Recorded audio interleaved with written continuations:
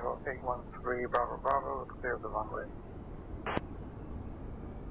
Skyhawk 3 Bravo Bravo, taxi to parking at your discretion. Have a good day. Taxi to parking. Have a good day. 813 Bravo Bravo.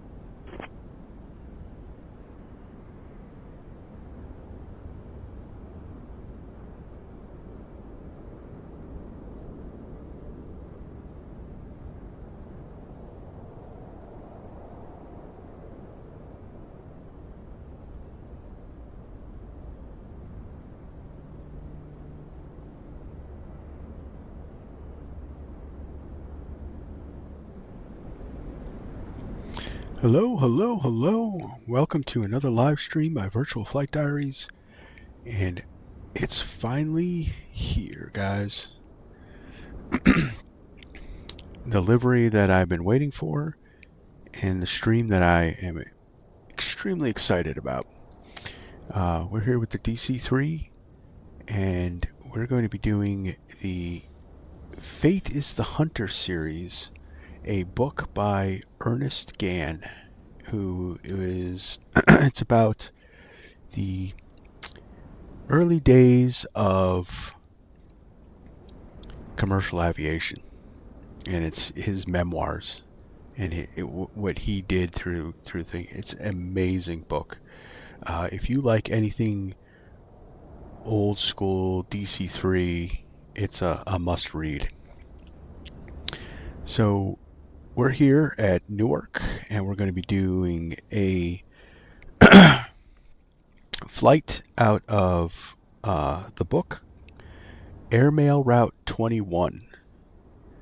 It's a 6-leg flight, and it was the first commercial route that Ernest Gann was assigned to in the, I want to say the mid to late 30s. As a first officer, and unfortunately it was done in the DC-2 at the time, which we don't have in the sim. So we got a DC-3, and it was later, the AM-21 route did have the DC-3 flying it. It was later on. It was 7 legs then, I believe, with Albany added to it. So we're going to be doing leg 1, which is Newark to Wilkes-Barre. And then the subsequent legs afterwards are Wilkes-Barre to Syracuse, Syracuse to Rochester, Rochester to Buffalo, Buffalo to Erie, and then ending the line at Cleveland. So, yeah. So, Newark in the late 30s did not look like this. Newark in the late 30s had a cinder airstrip, but unfortunately we don't have that in the sim. Now 2020 had something similar. Airplane Heaven, I believe, did a whole redo of the United States into the 1930s look. Newark Tower, American 1000 is with you on the ILS approach, runway 4 right. So, American 00, Newark Liberty International Airport Tower, roger, continue approach. But we don't have that in 2024. So what I'm going to do is I'm using say Intentions because I don't want a lot of traffic. There wasn't a lot of busy airspace. There was no jets. So I want to try to bring it into that 1930s feel. Okay. So that's why we're not on network. And yeah, because I mean, modern day Newark is busy. I mean, you look at the map right now, it's nothing but a sea of blue with airliners. And I didn't want that. I wanted to try to recreate this. So that's what we're doing here. So old school, old school avionics. The only thing is that during this time period, they navigated via a system called radio range navigation. That's long gone. So what we're going to do is we're VOR navigation because that's the most abundant. But if there is an NDB, a non-directional radio beacon still available, we'll be navigating to that before the VOR. That's the rules with the series. Unfortunately, they're being phased out too, so they're hard to come by. We do have one on this segment. We'll be taking off from Newark and heading to the Morristown NDB. And then from there, we're going to Stillwater VOR, Wilkes-Barre VOR, and then landing at Wilkes-Barre. So that's the plan. So let's get everything prepared and let's get fired up. So we're gonna go on the battery cart.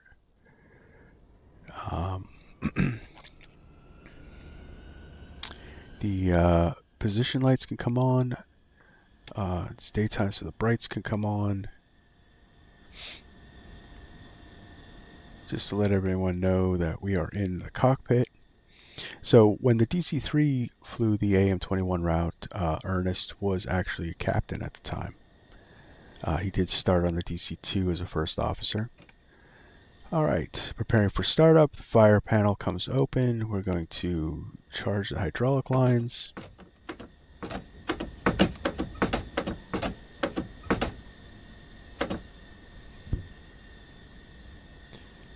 And cow flaps are open. Windows could come open for start.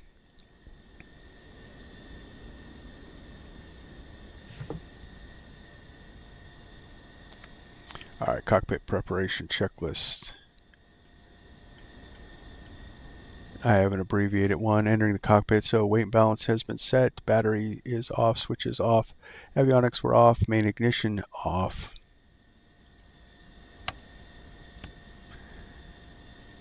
Magnetos left and right off. Tail wheel is locked. Trim is set neutral. Autopilot is off. Fuel is off. Let's just double check that.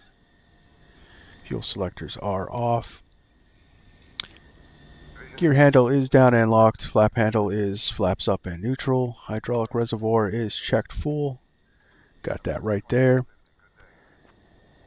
And the hydraulic fuel selector is in the aft position. Entering the cockpit checklist complete. Alright, so let's do before start flow.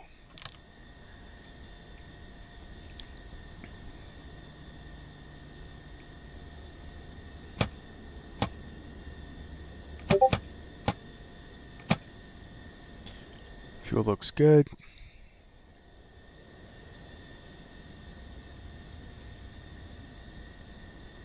It's alright. Before start, cow flaps are open. Flight controls are free and clear. Blowers are off. Propellers are high RPMs. Throttles are cracked. Mixture full auto rich. Battery is on. Fuel gauges are all checked. Left and right fuel selector on mains.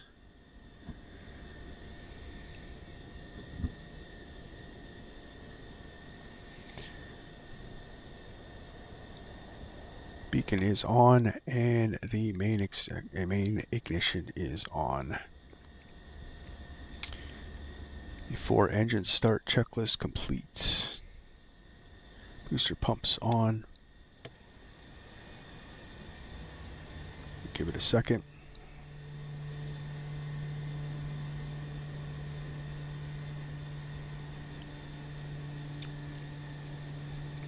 Turning engine 2. Or energizing engine 2.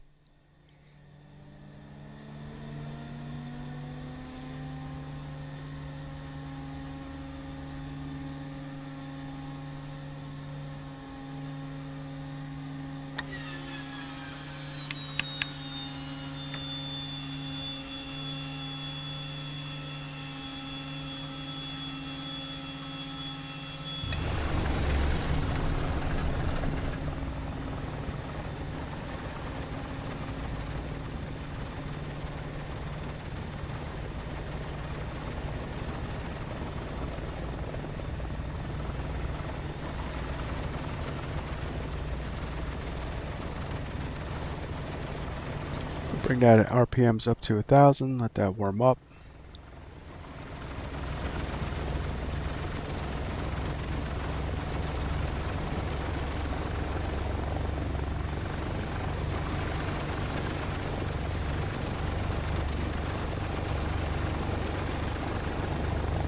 It's coming up. Fuel pump off. Generator on.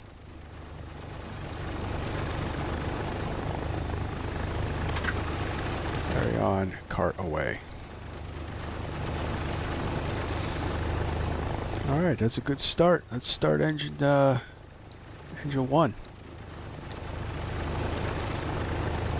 Energizing left.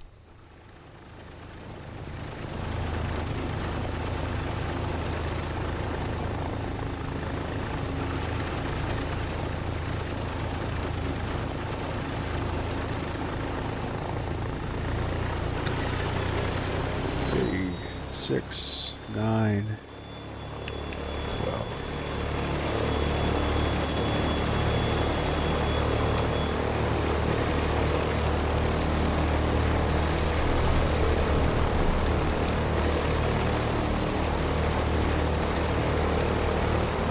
Did not catch. Bring that back a little bit. What did we catch?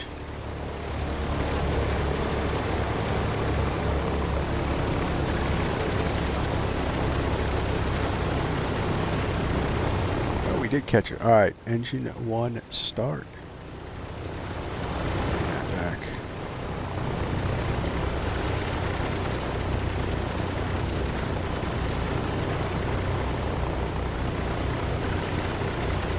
Alright, fuel pump off. Generator reset. Generator on. Power indicating. Alright, turn left on, passing on.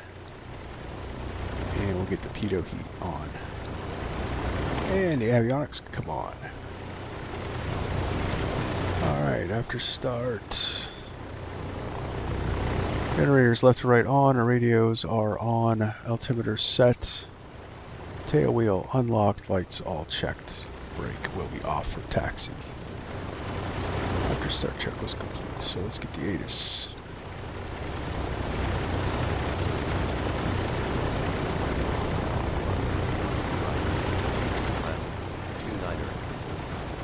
Unknown drone activity in the area.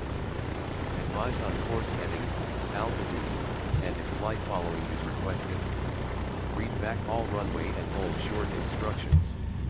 Advise on initial contact. You have information Tango. Newark Liberty. Alright, we have Tango. Alright. Newark clearance flight 6 with Tango. Request our IFR to Wilkes-Barre. Clearance on request. Stand by.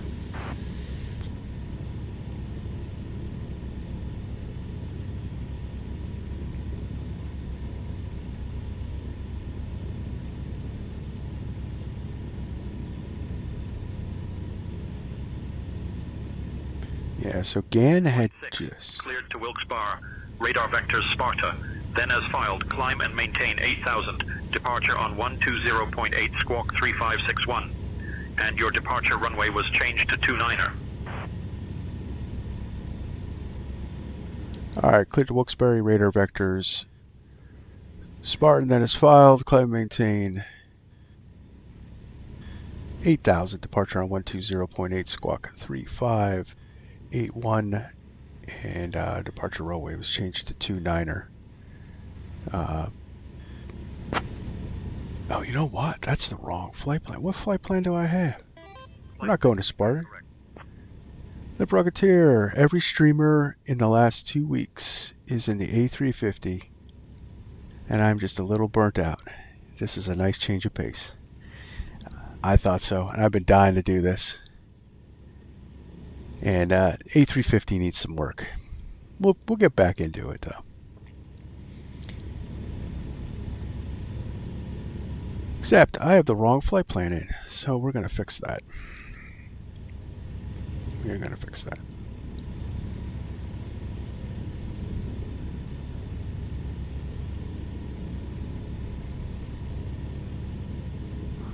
Newark clearance, JetBlue 3 Juliet Bravo, requesting IFR direction to Pittsburgh.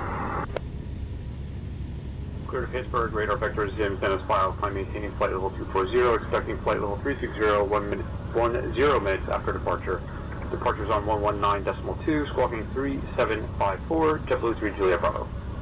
Alright, that should be better, so we'll refile that with say intentions.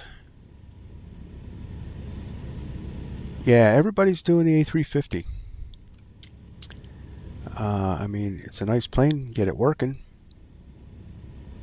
But as you can see, almost every streamer is having problems with it. XP is having a lot of problems with it. So I'm going to wait. Supposedly there's another update coming. We're going to check it out after that. But I'm back at my DC-3, and I'm a happy person. Back at my DC-3. All right, so let's try this again. Newark clearance, flight 6. IFR to Wilkes-Barre. I'll have your clearance in just a second.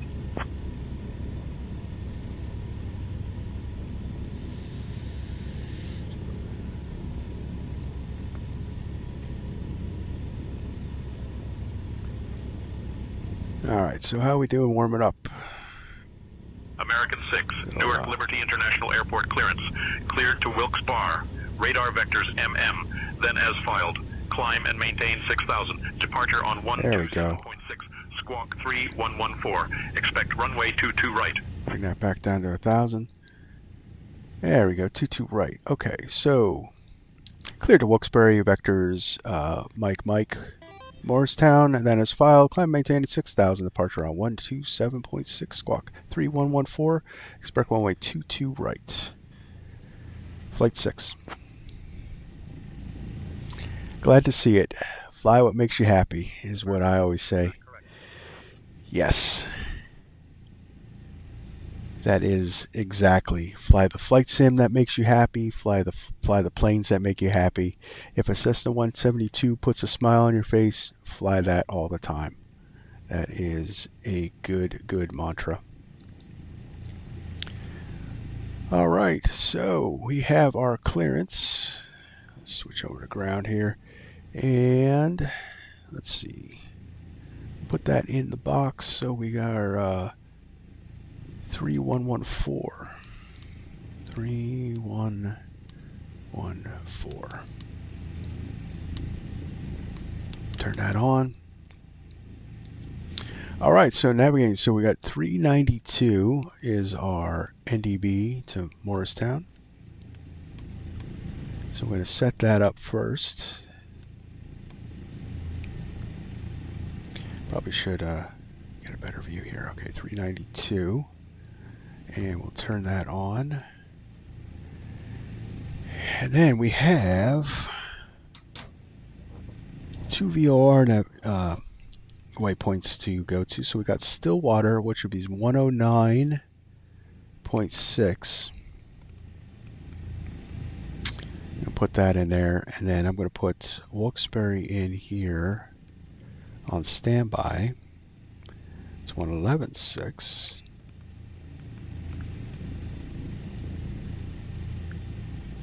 And then we're going to put 111.6 in here.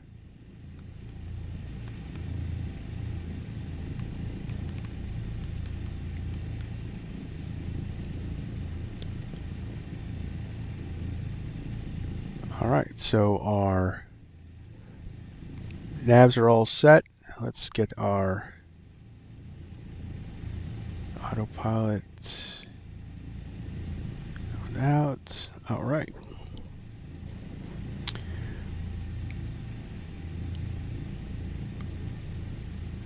That all looks good.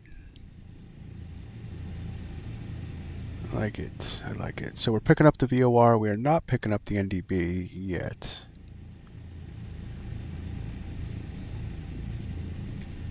But that's fine. All right. Gauges are all in the green. Looks like we're warmed up. Let's get out of here, guys. Let's get this passengers and mail over to Wilkes-Barre.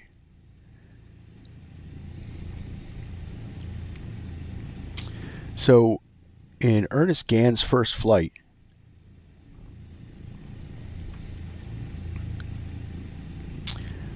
was in a DC-2, was Newark to Wilkes-Barre. He's doing the AM-21 route, and he was with Captain Ross, was the guy's name. And he did some crazy stuff. Made some pretty decent mistakes on this flight. So we're going to get into it as we fly these legs. So the Newark to Wilkes-Barre route was pretty uneventful. So this one should be, hopefully it'll be uneventful for us. So they would fly to these points. It was almost set up exactly like a bus schedule. And you would buy a ticket, and if you wanted to go to Wilkes-Barre, you would get off at Wilkes-Barre. If you were going from Newark to Rochester, you would stay on the plane until you got to your stop. And they would deliver mail along these points. It was actually pretty cool. All right, Newark ground, flight 6, request taxi.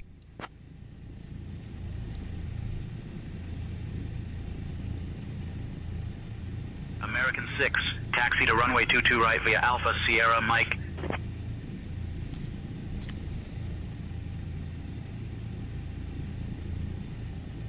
All right. Runway 22 right via Alpha Sierra Mike, flight 6. So let me readjust that because we wouldn't have used American. We would have been flight 6. They used the flight number, not the call sign in 1934. And the only reason I know that is because in the book they do have transcripts of his conversations with ATC, which was very limited. We're going to be doing a lot more than Ernest did. All right, so Alpha Sierra Mike. Let's go. We're going to break off.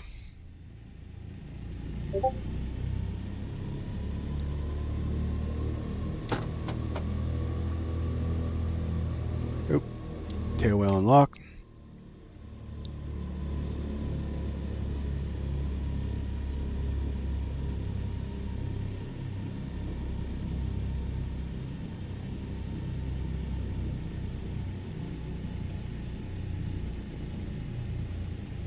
And we're starting the trip. We're going to try to keep the time frames of the schedule. So we're departing in the morning for Wilkes-Barre, which would have been a similar departure.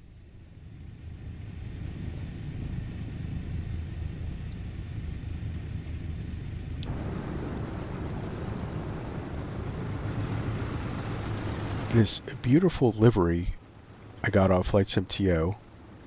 It was done by Gabriel Corazza. And I was so excited to set this up, this series, that I did a request for this livery. Even threw a little funds their way for a creator. And Gabriel Corazza took it up, and he did a beautiful job. He actually did the cabin as well, so we're going to go back there and take a look at that. It's a beautifully done livery. The bare metal work is amazing looking.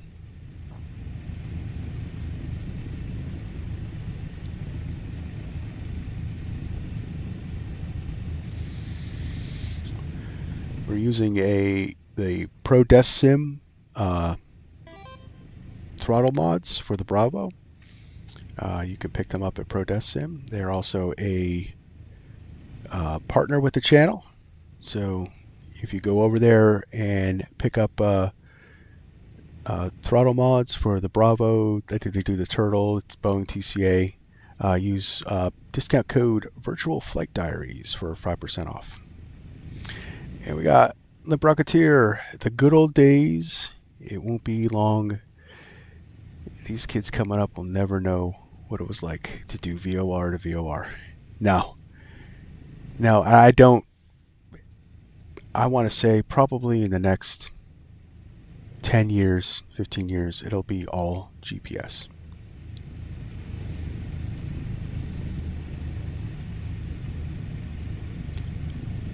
And I couldn't imagine doing radio range navigation with listening to the tones and looking for that, flying into that cone of silence. So, and that's what these guys did back then. That was before the NDB VR age. And that's going away. That's going away. 10, 15 years tops. It's my prediction.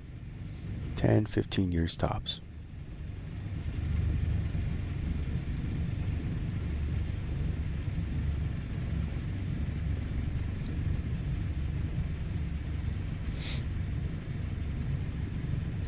Of course, I tell you what, this VOR to VR navigation, yeah, it's got some math to it sometimes. But if you have it all set up, it's actually not that hard to do. And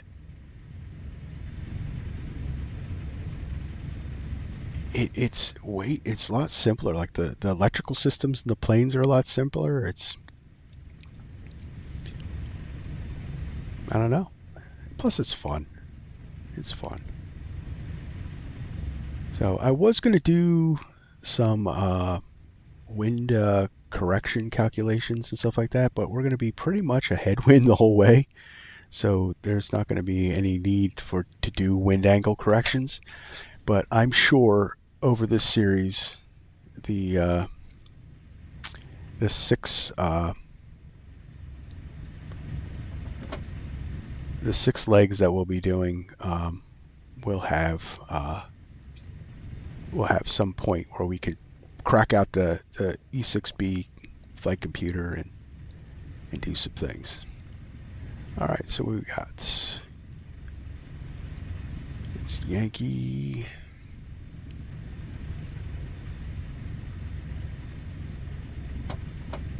Newark ground, Yankee is from taxiway Sierra. Request taxi for parking. We're going to take off here. Vision Jet 69 Yankee Newark. We don't need the full runway. It's like a 11,000 foot runway. I only need about 3,000 feet, so. Sierra remain frequency, Vision Jet 69 Yankee, and we would actually also use taxi Zulu for parking. So cut across the whiskey.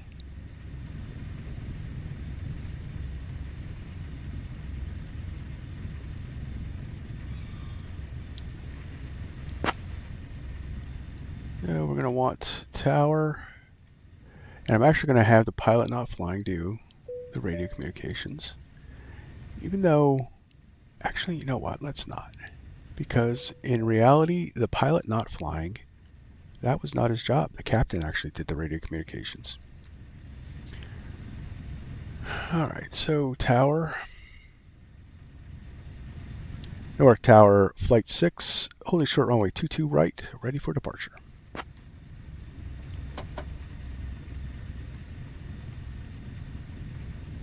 Flight 6, Newark Liberty International Airport Tower, runway 22 right, winds 240 at 8. Fly runway heading, cleared for takeoff. 22 right, clear for takeoff, fly runway heading, Flight 6.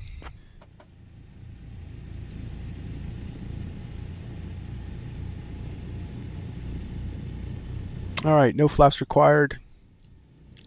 Landing lights are on. No visible moisture, so no window heats are not needed. We're going to go to trail.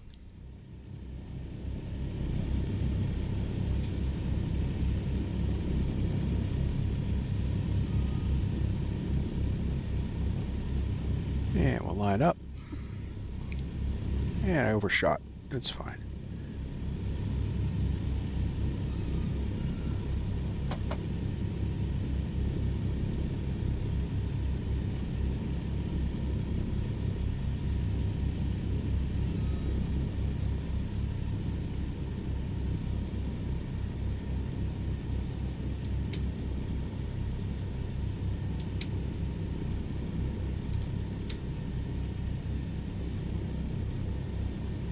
All right. Cow flaps a trail. Mixtures are auto rich. Props high RPM. Lights are good. Everything's in the green. Bring it up to 30.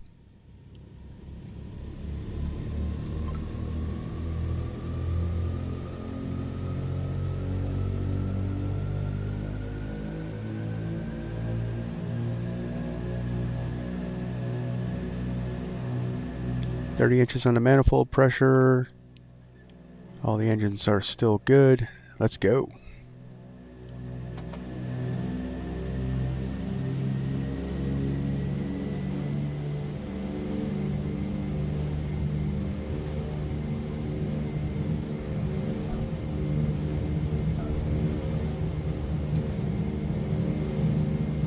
A little rudder dance. Keep your center line. There's 90 miles an hour. And we're up. Pause the rate of climb. You're up.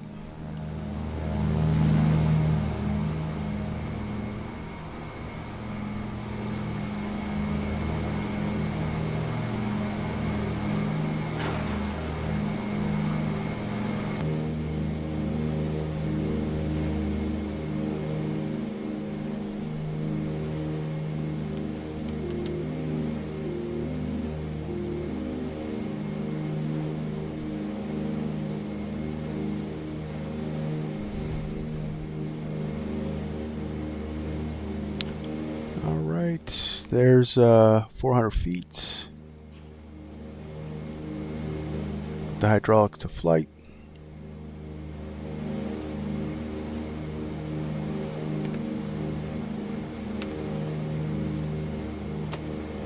Close the fire hatch.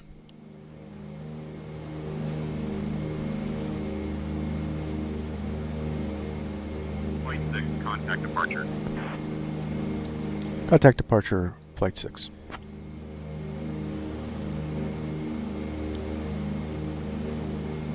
Newark departure, Flight 6, climbing 6,000.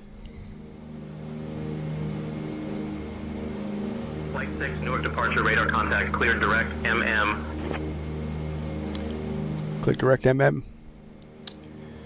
Flight 6. Alright, so you can see our NDB is active, so we're just going to turn out towards Morristown. Alright, we do power back. Bring it back to climb power. So do about 23 on the RPM. Let's not stall. Contact Kennedy, approach on 135.9er. Over to 135.9er, Flight 6. So do about 23 on the RPMs and 40 on the manifold pressure, and that's a good climb power. We'll climb out at about, what was that, 120?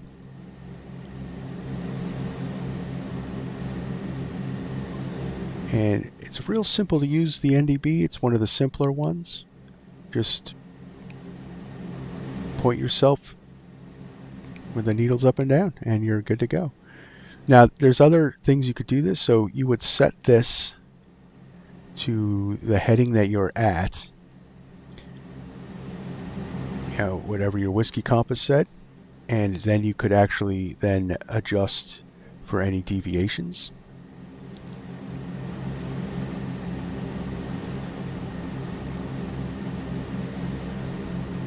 Alright, so let's get the autopilot on so I can move around.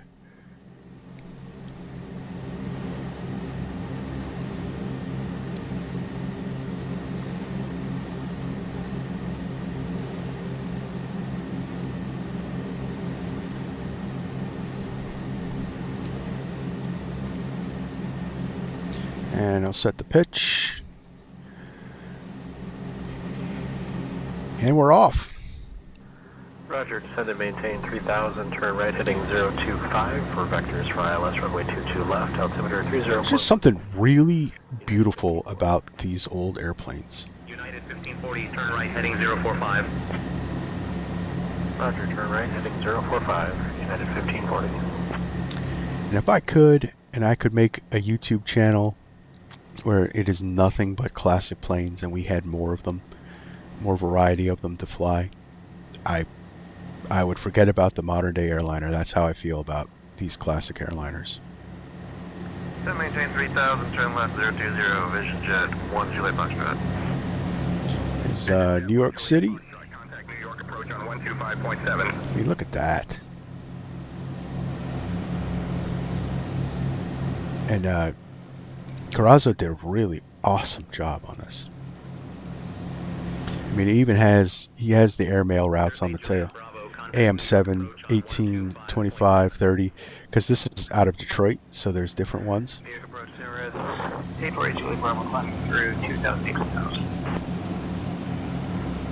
Roger, 848 Juliet Bravo. All right, enough. United 1540. We gotta do. We're missing a radio call here. All right, no. Kennedy departure, flight 6, climbing 6000. Flight 6, contact Kennedy, approach on 135.9er. Switching to 125.7, United 1540. Good day. Flight 6, Kennedy departure, climb and maintain 6,000. Climb, maintain 6000, flight 6.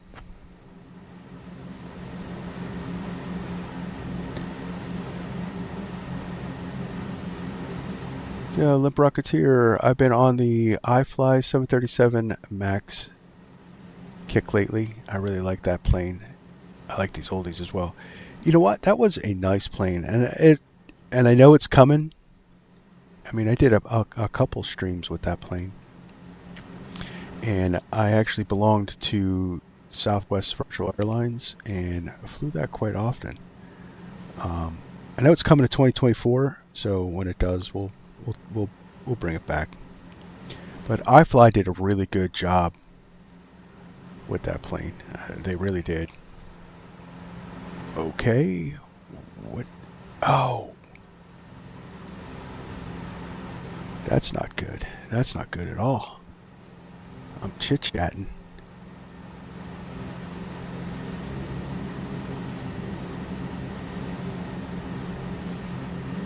Chit-chatting and ran the tanks dry. I forgot that we were supposed to switch. Oh man. All right, how are we going? How are we doing? All right, we got power. All right, 6,000. Let's do cruise. Bring that back to 30 on the manifold pressure. Let's sync that up. RPM comes back to 19.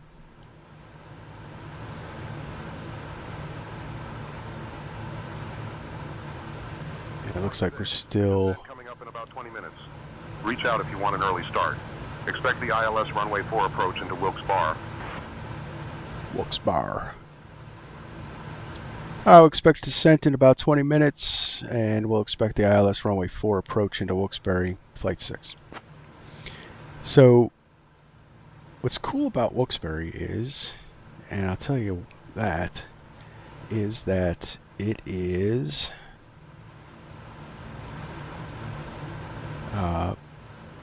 my hometown. I'm actually from that area. Went to high school in Wilkes-Barre.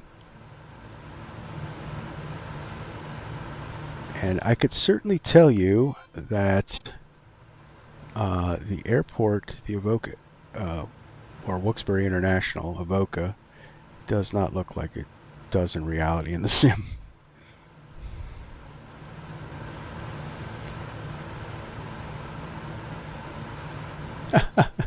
The Rocketeer while doing my job, distracting the simmer. Yeah, but at least we salvaged this one. We didn't crash into Las Vegas.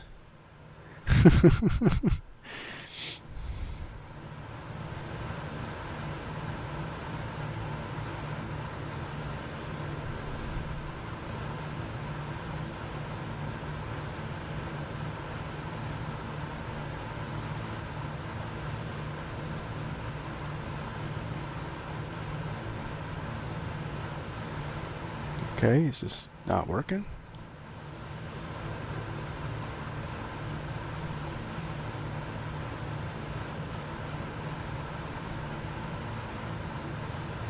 There we go. Guess when we lost power it reset. Or I hit something. User error. This is a... It seems complicated, but it's not. I kind of have a makeshift wind wing profile for it, just to make it easy.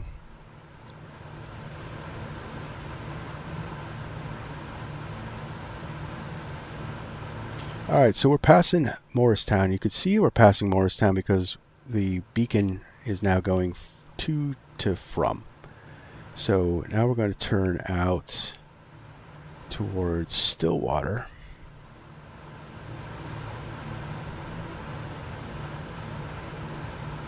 That should be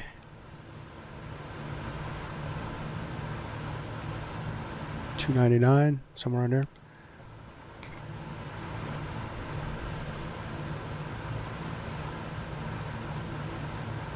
And we're just going to be following these directional beacons. And when, so this one is nav 1 and this one is nav 2.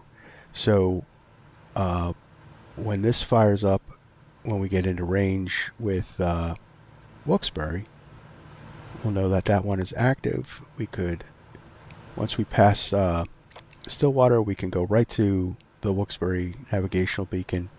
And then what I'm going to do is I'm going to switch then nav Flight 6. 2 back over to Stillwater so that we can get a good course line, or at least try to get a good course line. So we can also then set this, and this will give us a good direction as to what.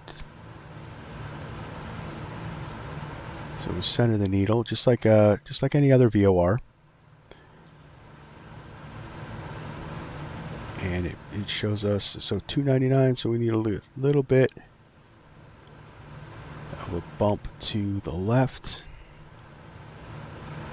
and it can happen with this. So what you then would use, so say I had a crosswind coming across, so we would use the E6B,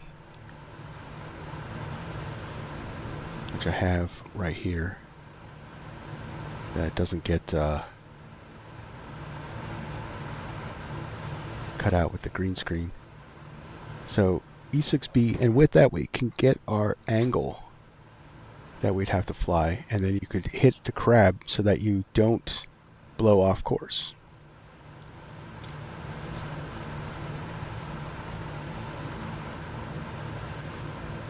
And we're cruising. We got a good, we do about 175 miles an hour, which is about 160 knots. That's a good cruise. Now we're heading towards our destination in Wilkes-Barre. So, like I was saying, I'm from Wilkes-Barre. I currently live in the Philly area, but saw a lot of air shows at this airport. A lot of air shows growing up. I just want to, I think in the 80s and 90s, air shows were like the thing. They were a big event. And I mean, we still have some big major air shows. You got Sun and Fun, Oshkosh, Atlantic City has one.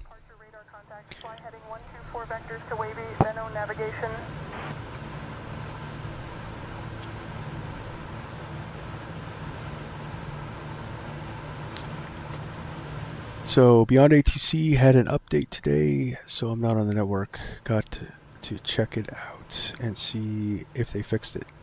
What was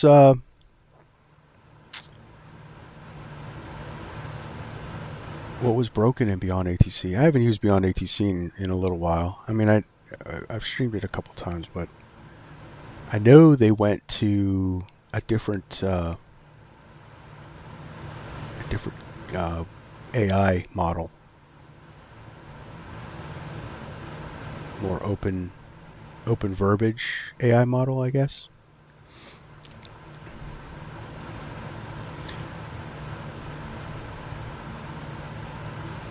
Cessna trip 2 o'clock, 12 miles, or 2 miles.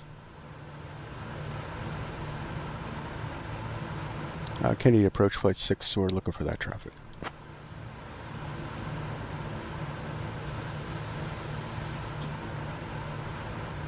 Flight 6, traffic is at your 12 o'clock, 2 miles at 5,000 feet. Continue to monitor. So they're at 5,000, we're at 6,000, should be good separation.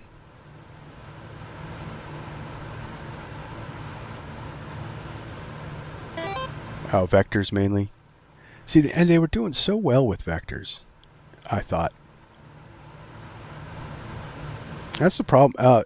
You know, it seems that the technology is just almost there.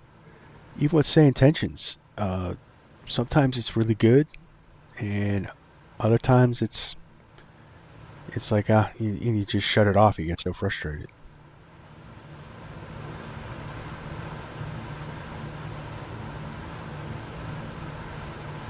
All right, let's do some aviating. So landing lights can come off.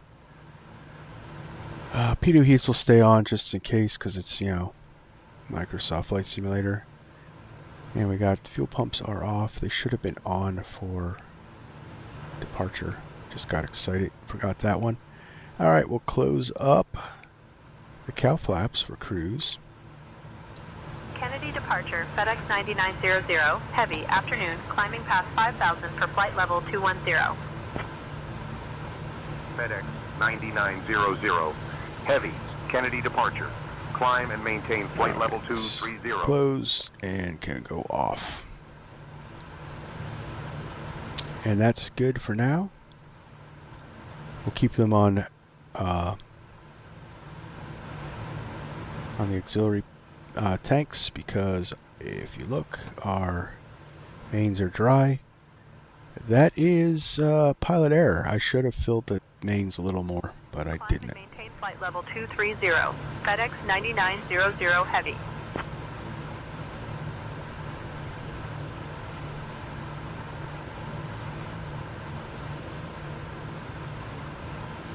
But one of the cool things with that Say Intentions is coming out is their Skynet, which is almost like an AI run VATSIM. And you can even do group flights with, you know, private group flights with Say Intentions. With you can set up a code, a group code, and everybody uses it.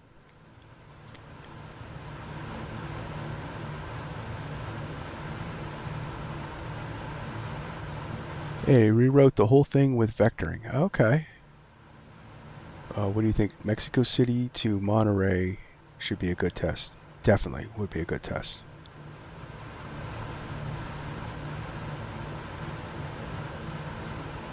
So they've supposedly improved the vectoring. That's pretty cool.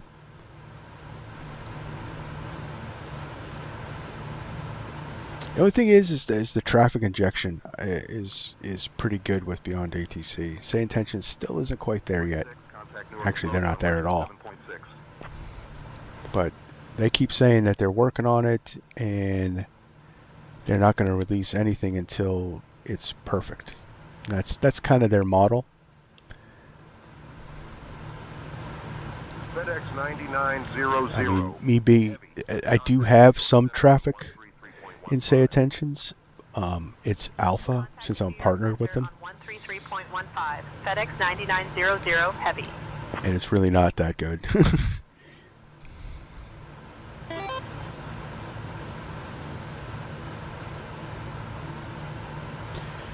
So I grew up in Virginia Beach, next to Oceana Naval Air Station. I know all about the air shows. That's pretty awesome. Do you know what's pretty cool is that my family's favorite vacation spot, and we go there every year. Actually, well, me and the wife do now for our anniversaries, is Williamsburg. So I actually kind of know that area a little bit. That's pretty cool. Williamsburg, Yorktown, the whole historical triangle there. That's where we vacation every year for our anniversary.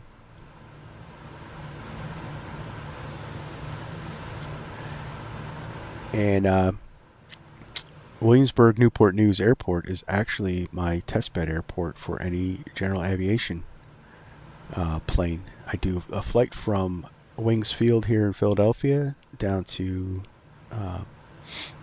Newport News Airport to test out any new general aviation planes.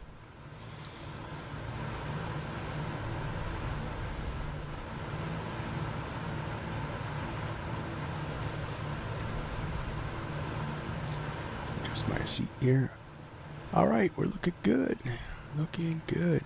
All right, so now we're passing Stillwater. But it doesn't look like we got Wilkes-Barre up. I gotta double check that.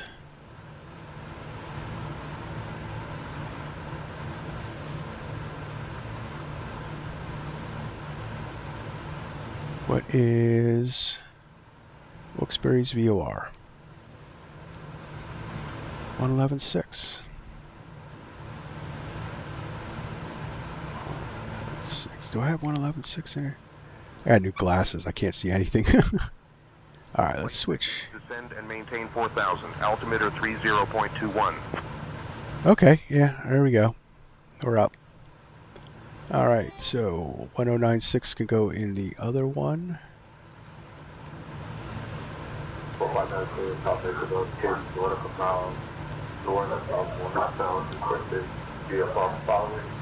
And then that will give us a good flight line as we pass. We try to keep these things. So let's adjust a little bit to the right. Center up that needle. So that gives us about 320. Let's do 310 and see where that puts us. Liberty, you ever go over to Old Fort Monroe? There's some good history there. I've never been to Fort Monroe. That's one. You know what? I'll throw it at the wife this year when we go down there. We'll check it out. But yeah, Williamsburg, Busch Gardens, when my kids were younger, and we used to vacation there, we used to go to Busch Gardens all the time. But all my kids have moved out doing their own things, and it's just usually me and the wife now, and we don't do the amusement park thing anymore, but Busch Gardens was a lot of fun.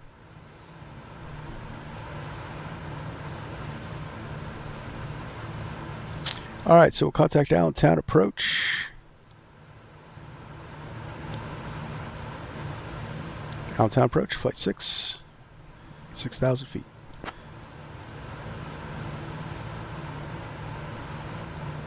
Flight 6, Allentown approach, good morning, Wilkes-Barre, altimeter 30.18. 3018 on the altimeter, flight 6.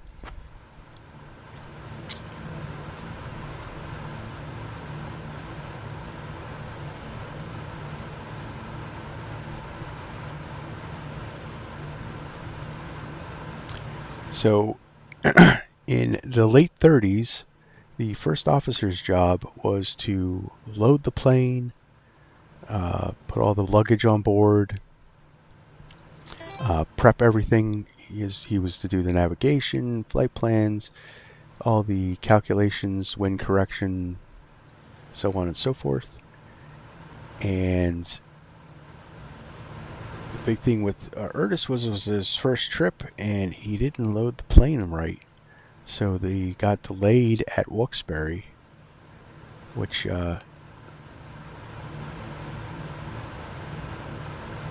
was his first mistake on that trip. His major one was at Syracuse, so that'll have to wait. That story will have to wait till the next leg, which is Wilkes-Barre to Syracuse.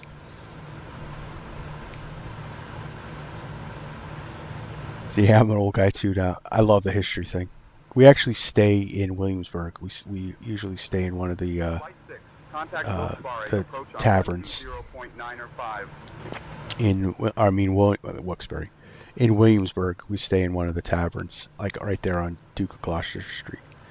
That's our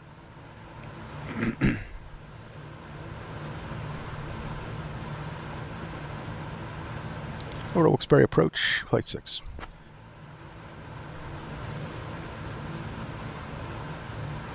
Wilkes-Barre approach, flight 6, 6000.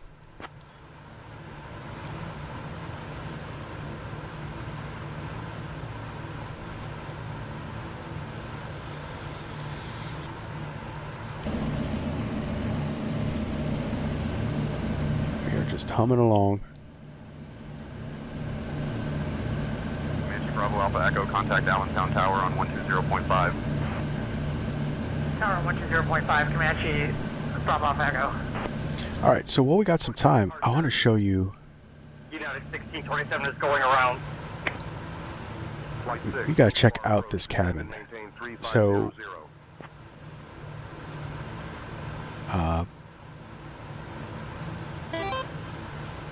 Gabriel did the textures for this.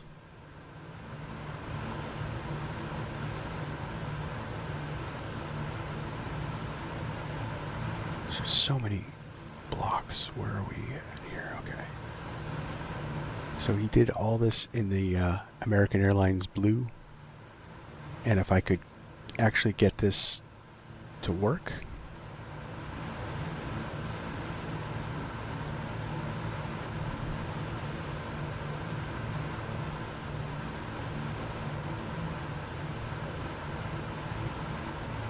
Let's try that again.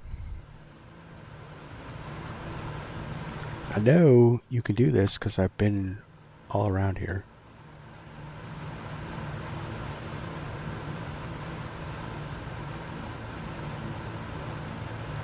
Oh, come on, really?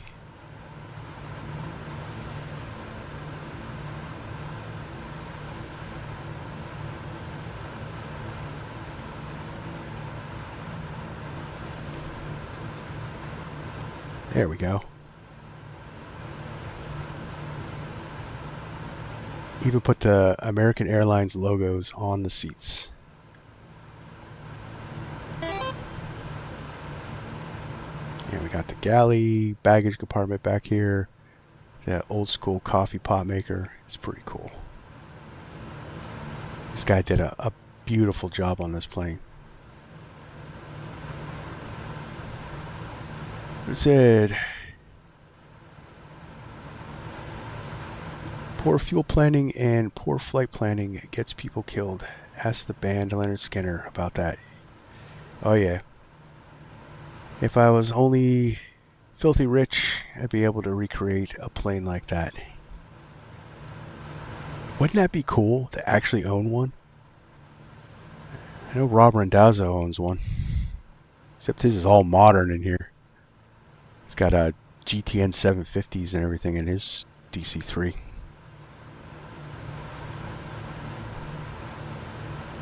Alright, descend and maintain 3,500.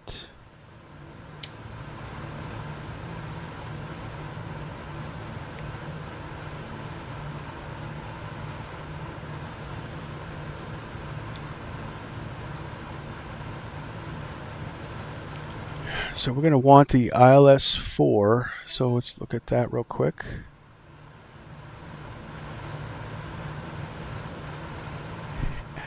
Yeah, it's got to have curtains. Got to have curtains.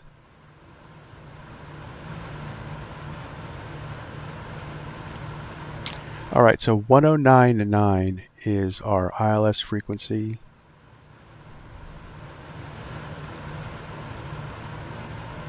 So we'll put that on the standby, and we're navving a little bit good. We could bump it to the left just a little bit.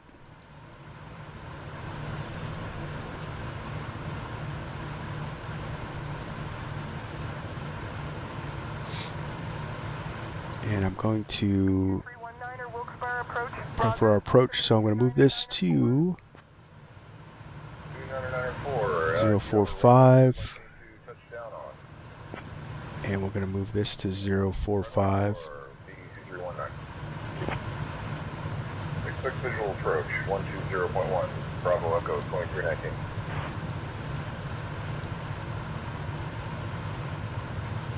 Now, when you move this dial, it sets the ILS up. Although it's pretty clear out, we're probably going to go visual. Alright, getting a little too much speed here on the descent, so we'll bring it back to 20 on the manifold. And we're actually going to bump the RPMs up. And why am I doing that, you ask? Because aren't you giving it more power? And no, actually, when you change the pitch on these propellers and they grab more air, they actually create more drag. And you can see we're slowing down. So if you want more drag on your propeller or more drag on your plane, increase the pitch.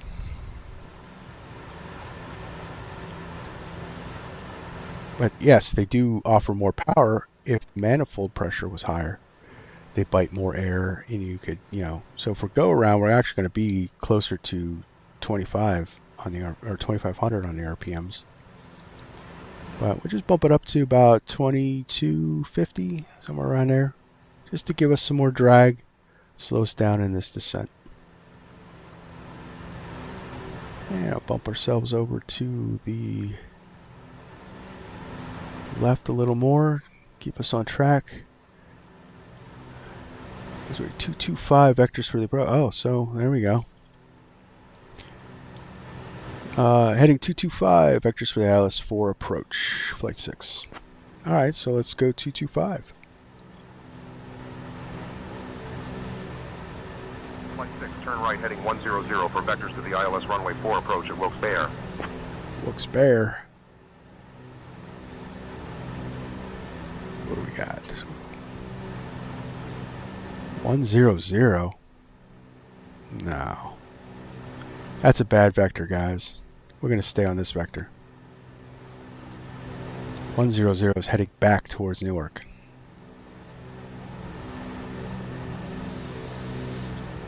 Alright, so now we're back down to 3,500. Approach Mustang, November 522907. Let's bump the manifold pressure back up to about 25. Let's see where that puts us so we don't get too slow here. Vector to ILS runway 22. Mustang 297, descend and maintain 4,000, turn right heading 360.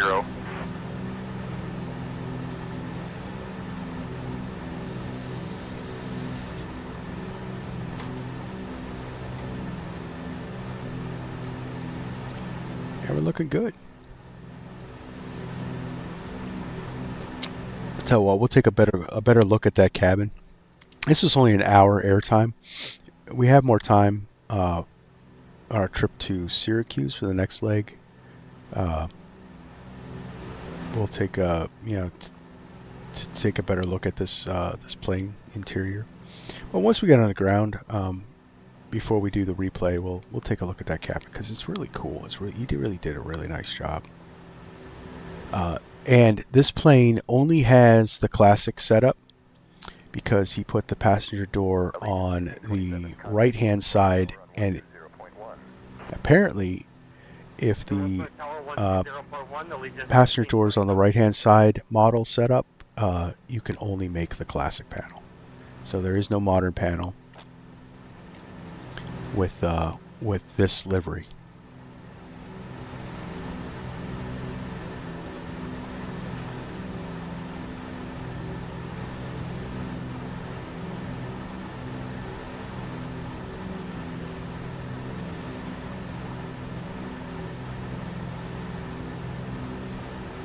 Yeah, so we're not.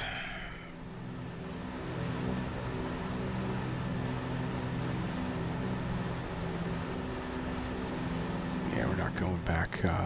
So, like, 100 sends us back out this way. That's no good. 225 actually puts us. It actually puts us on a downwind for the ILS. So why would... See, that's a little hiccup with say intentions. Little hiccup.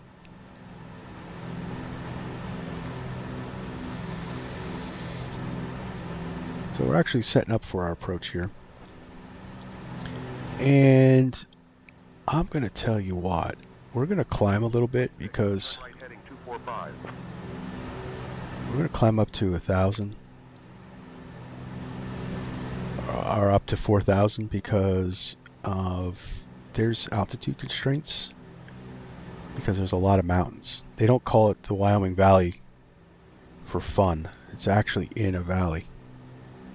And on top of that mountain is towers. And if we come in at 3,500, I think we're going to smack into those towers. So we're going to do some aviating and make the command decision to climb to 4,000, even though they told us 3,500.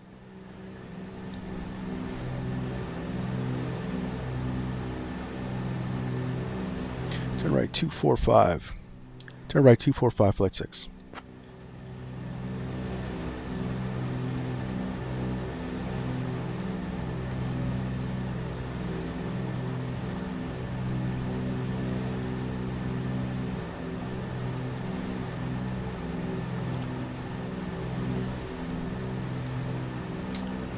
And that's another thing, a mistake I made.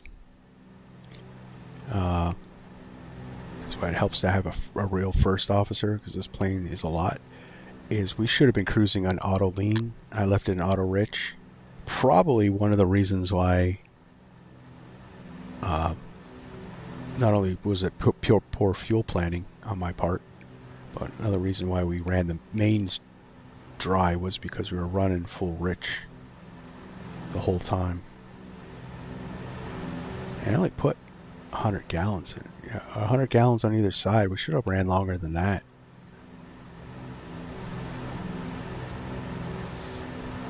But I guess it's a fuel hog. Or it could be a little bit of a bug.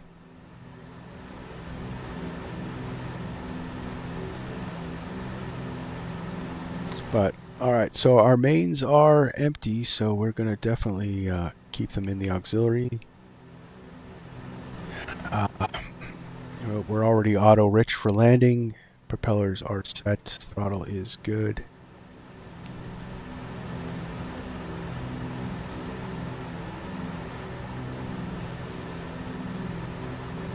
And since we're being vectored, let's put in the ILS. Wilkes-Barre VOR, then as filed, squawking 5562, Fury 31 Heavy. Fury 31 Heavy, contact New York Center on 132.175.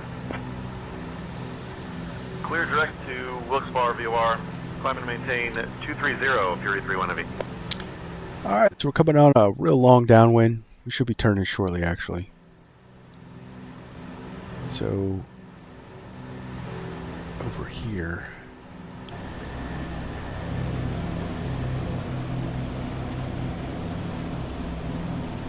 See these mountains?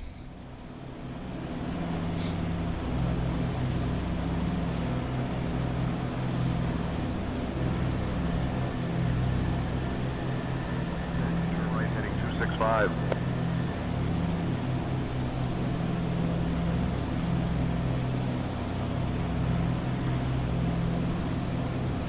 Right, 265 for flight 6.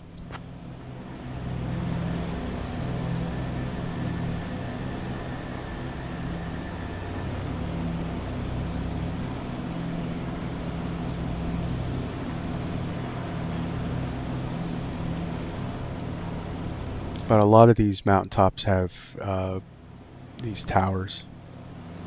Because, you know, they're the highest points in the area, so they actually, you know, have the radio, cell phone towers, etc. on the...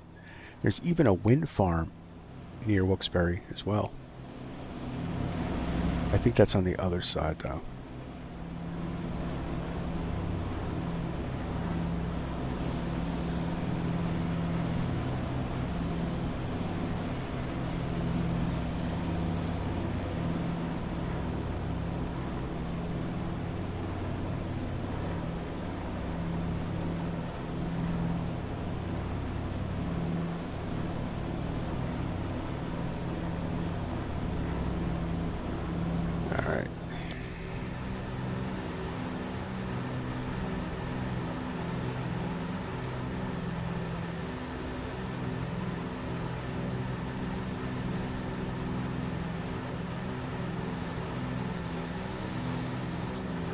That's another thing too. If you look at the chart, so say Intentions had us go down to 3,500. But if you look at the chart, our final approach fix altitude is 3,900, so it was 400 below. So even if you're using these AI ATCs, you want to make sure that you double check all your approaches just in case, because they are known to give you the wrong altitudes.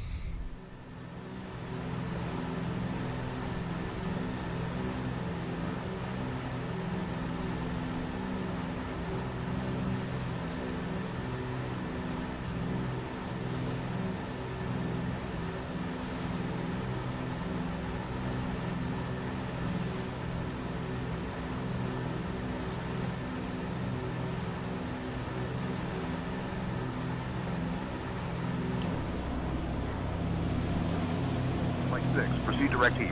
Cleared for the ILS runway 4 approach.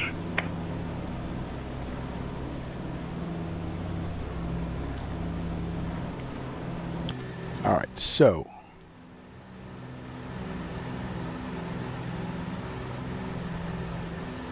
currently heading west. So this is why I set this up. This gives us our course direction. So even though we can't go direct heat because we don't RNAV, I can kind of have an idea that if I go about 320, it'll put me on a right angle course to intercept the ILS. And we'll go down to 3,900.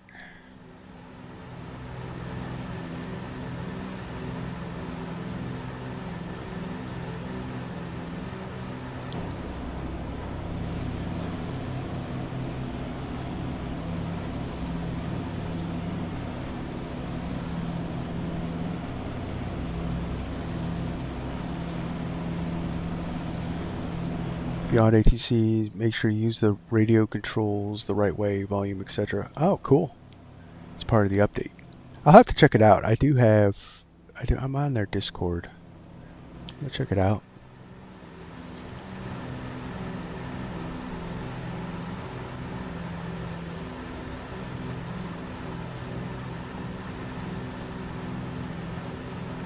Alright, it's about 2,400 on the RPMs. And we'll sync the props up. This will slow us down even more.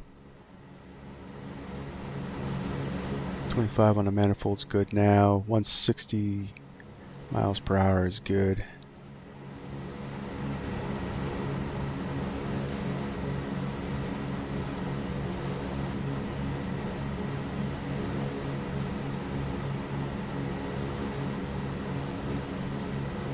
Yeah, so this face dial doesn't turn. So this is, you could set a course reminder, but this needle where that points in this circle is actually your heading.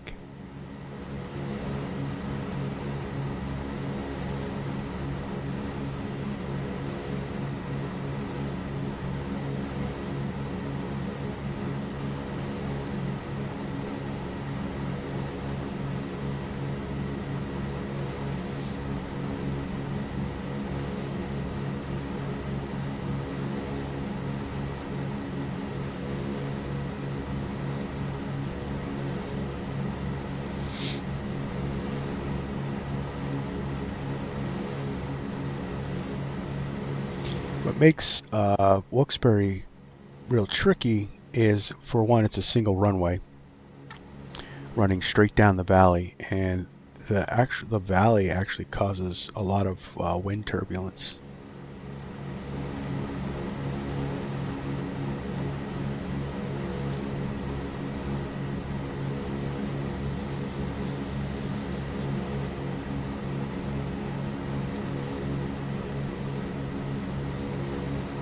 Alright, so let me just double check my thing. Yep, 3,900 at Chisag.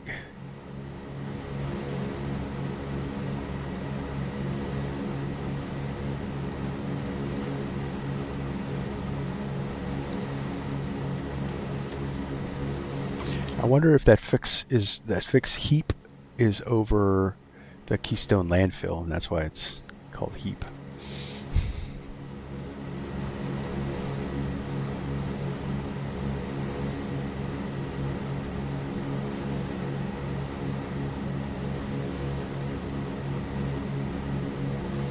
But I'm definitely not going to fly the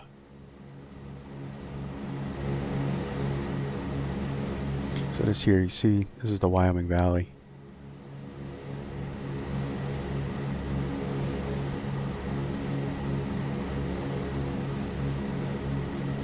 I think we're definitely not going to need the ILS.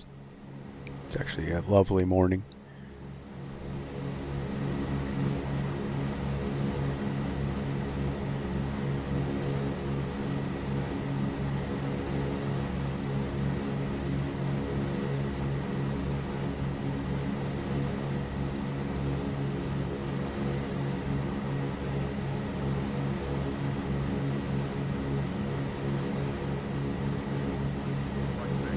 Wilkes-Barre Tower on 120.1. Contact Wilkes-Barre Tower 120.1, Flight 6.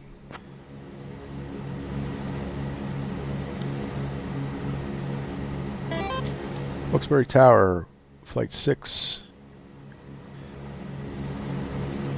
On the ILS runway 4 to land.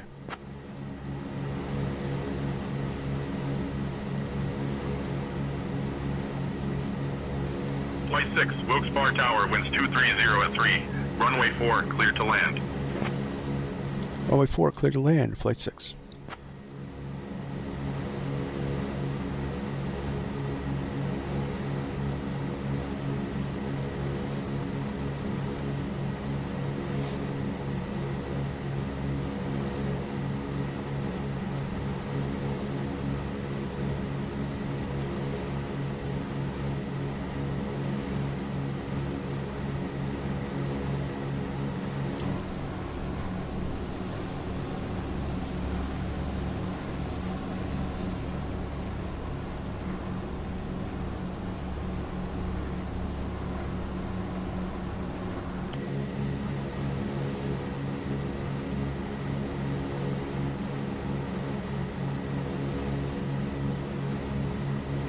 Right on the money. Look at that, guys. Alright, so we're probably going to get drift. So we'll kind of zigzag down this ILS line.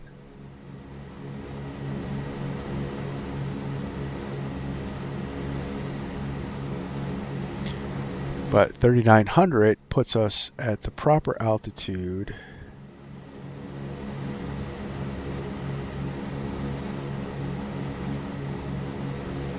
for the to clear these towers.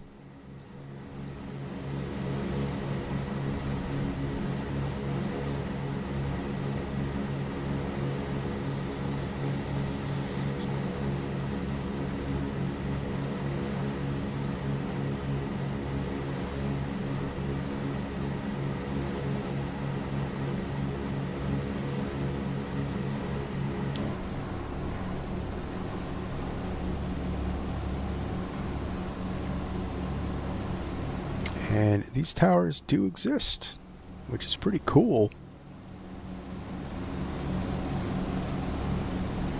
Because this is default scenery.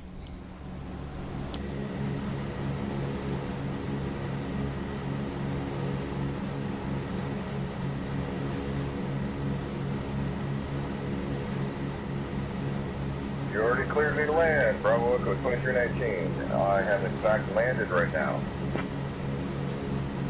319er, welcome to Wilkes-Barre. Contact ground on 121.9er. Contact ground 121.9. 32319.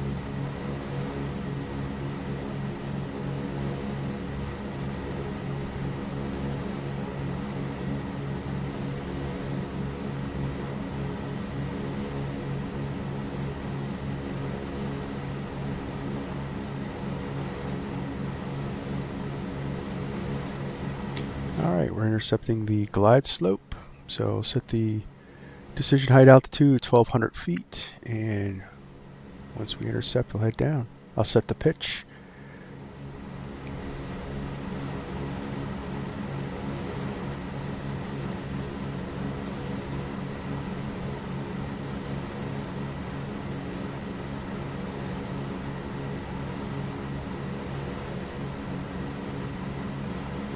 Alright, so let's power back.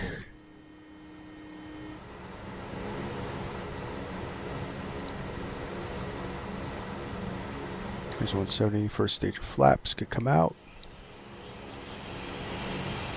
And we should get a visual on that. I'm going to start the recorder because a lot's going to start happening.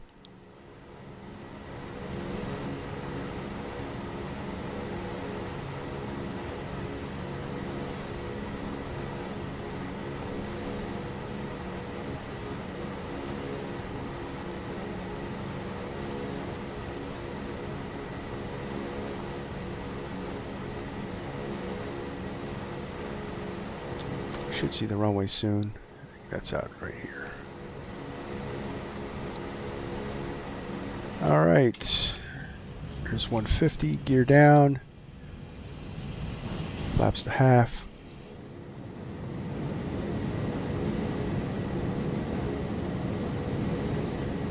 Runway in sight. Autopilot off.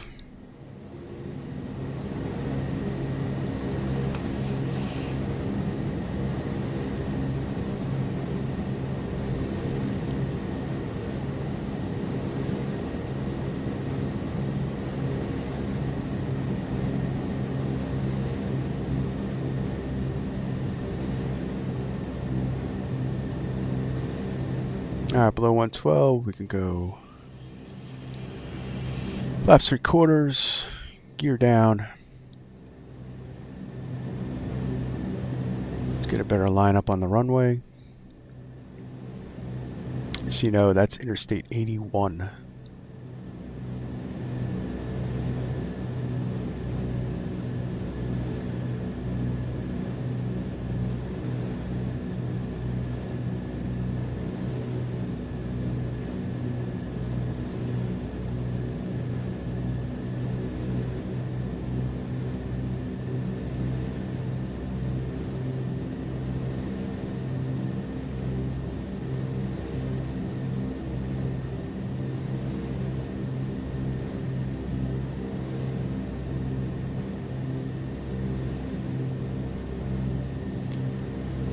High.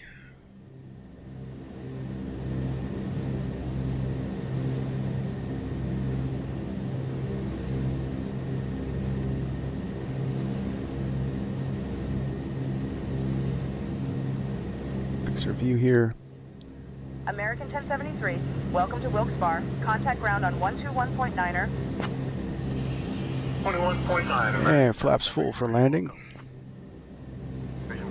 Kilo, contact Boston Center on 124.525.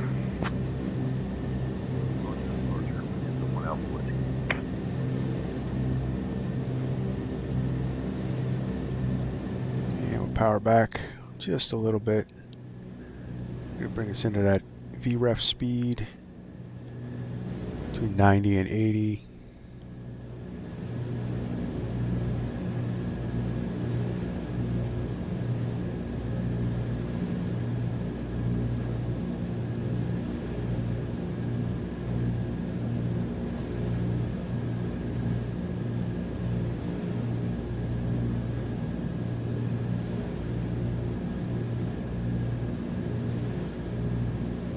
Feel it got a little bit of a crosswind.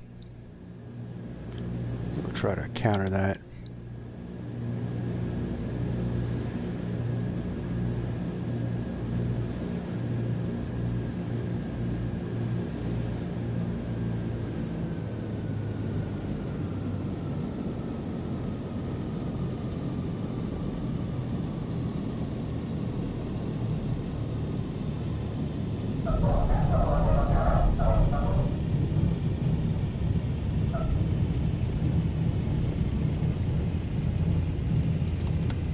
Flight 6, contact ground on 121.9er. Alright, so pull the yoke all the way back into your lap.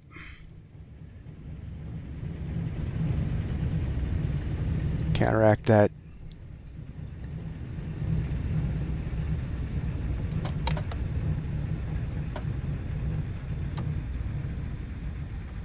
There we are. Welcome to Wilkes-Barre. Yeah, we'll turn right here.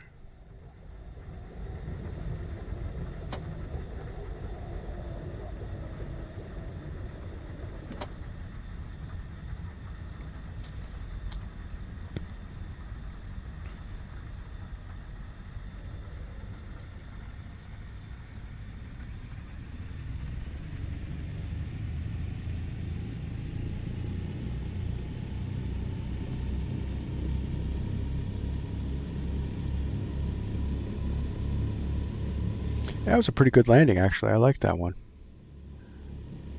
I think we did good on that one. All right, flaps could come up.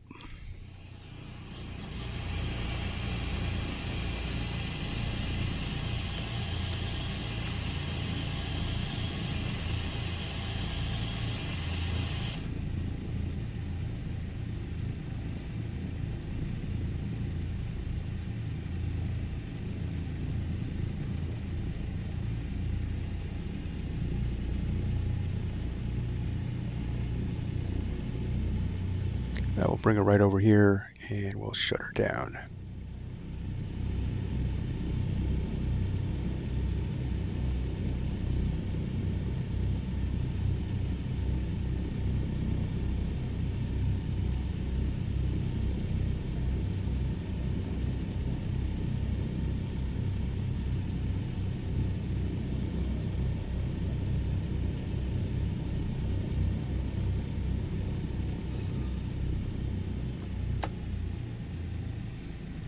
All right, parking brake and shocks. Welcome to Wilkes-Barre. Contact ground on 121.9. And that's enough to say intentions. Thank you for the ATC.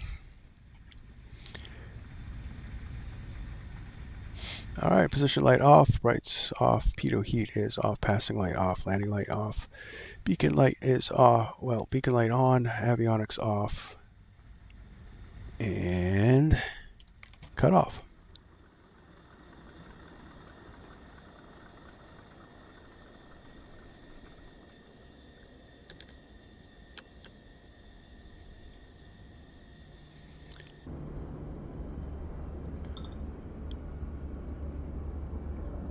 That is, the metal reflection on this thing is really good. But here we're at Wilkes-Barre. So what we would be doing is we'd be offloading passengers and mail. There would be mail bags back here, as well as luggage for the passengers. So if the passengers bought a ticket to Wilkes-Barre, they'd get off, but if you were continuing on, you would just stay in your seat, and just like a bus ride, you would go on to the next stop. And you know, people from Wilkes-Barre who may have bought a ticket from Wilkes-Barre and go into Rochester, so they'd get on and they'd fly to Syracuse and then over to Rochester and get off, and they ran it just like a train schedule or a bus schedule at this time. And it was due to a schedule that was well established, and they knew how to operate that type of schedule. And these planes, well, not so much the DC-3, they were starting to get into the more longer range, but commercial air travel started off with like the DC-2 and the Ford Tri-Motor, and these planes needed fuel stops, so that's why they had the schedule set up the way they did, so that these planes could land, get a fuel stop, and it was a known thing. People were used to that style of schedule, although it was very expensive. To go cross country in 1930s, I think costs $260. I don't know what that is in inflation to today's money, but that's expensive. Considering a brand new automobile back then, brand new Oldsmobile was something a little over $400. So half the price of an automobile.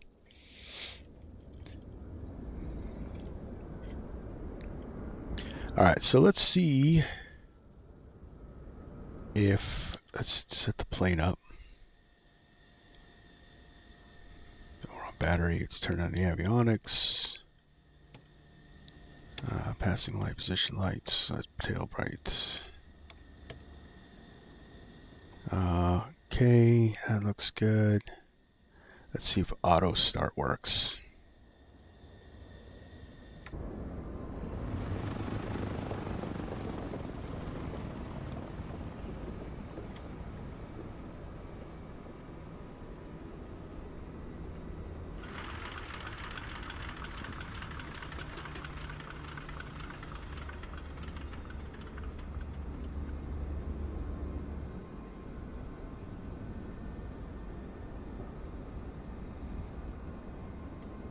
Okay.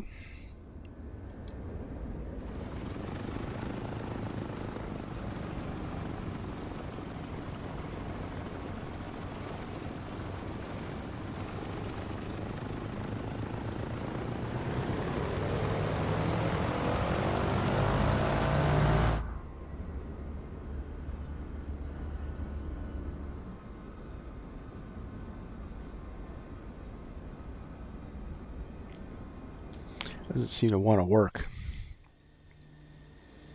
And I don't know if...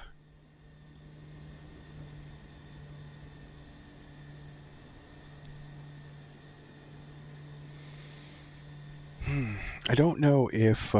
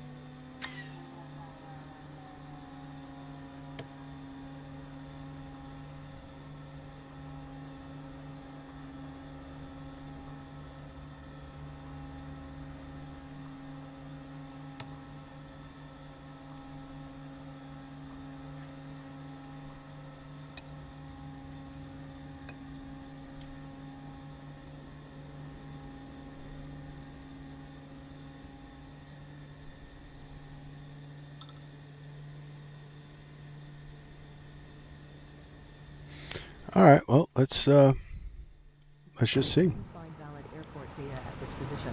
Services are not available.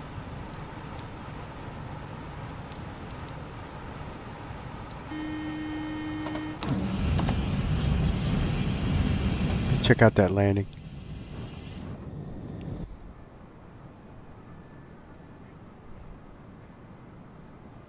Couldn't find valid airport data at this position. Services are not available.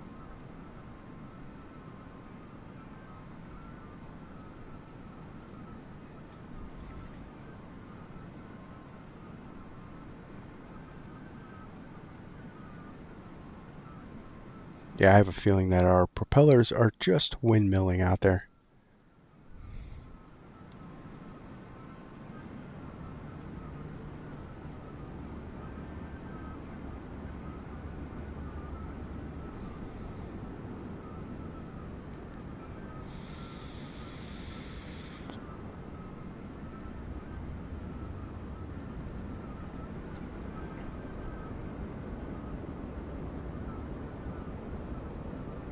But we gotta check out that landing.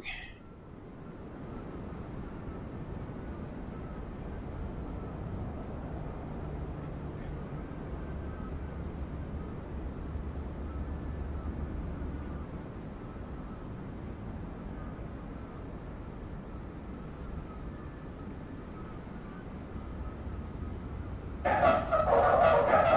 wow, we just kissed it. That has to be butter. I hope everyone made some toast because that is a butter.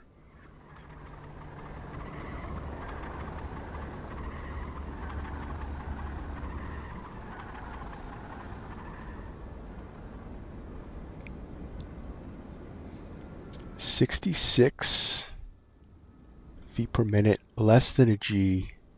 Yeah, see, our engines are off. butter. Look at that. Nice.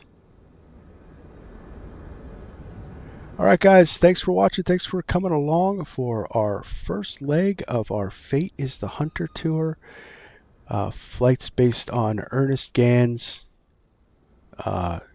memoir book with the same name, Fate is the Hunter. If you are interested in DC-3s and early aviation and just some great, interesting stories, you got to check out that book.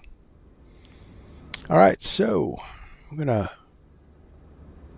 run that back.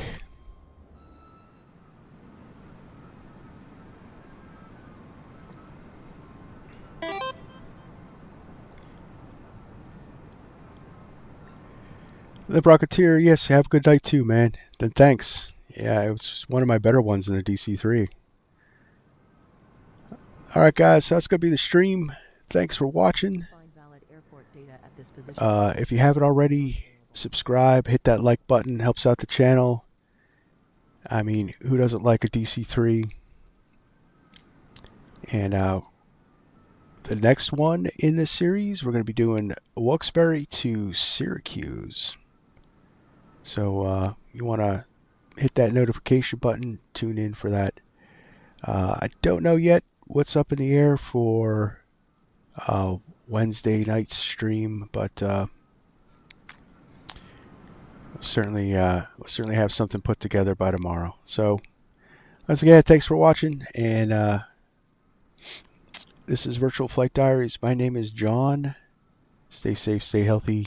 See ya.